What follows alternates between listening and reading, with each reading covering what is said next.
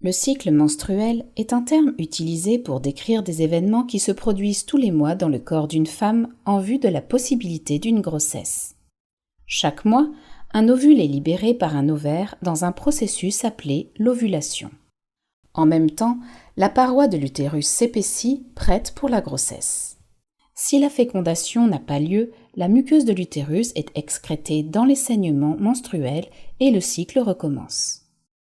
Un ovaire contient des centaines de milliers d'ovocytes primaires ou des ovules immatures. Chacun de ceux-ci est enfermé dans une structure appelée un follicule et à ce stade, un follicule primordial. Le cycle menstruel est sous le contrôle des hormones sécrétées par la glande pituitaire ou l'hypophyse et les ovaires. L'hypophyse est elle-même sous le contrôle de l'hypothalamus. L'hypothalamus produit une hormone appelée l'hormone de libération des gonadotrophines ou GnRH. La GnRH stimule le lobe antérieur de l'hypophyse qui sécrète l'hormone folliculostimulante, la FSH. La FSH se déplace dans la circulation sanguine vers les ovaires et stimule le développement d'un certain nombre de follicules. Ces follicules primordiaux se développent en follicules primaires puis en follicules secondaires. Ceux-ci produisent l'hormone oestrogène qui agit pour stimuler la croissance de l'endomètre, la couche interne de la paroi de l'utérus. Les follicules secondaires sont en concurrence les uns avec les autres et un seul survit et devient un follicule mature, les autres s'atrophient et meurent.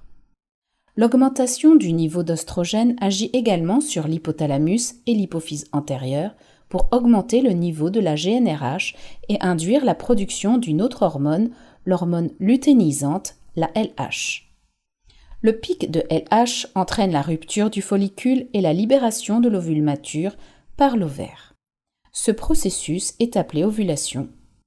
L'ovule est ensuite capturé par le pavillon et emmené dans la trompe utérine.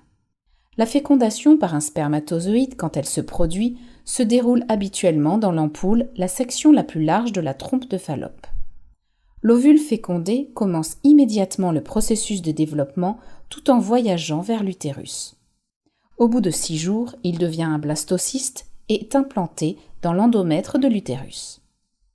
Pendant ce temps, le follicule vide est devenu un corps jaune qui sécrète la progestérone.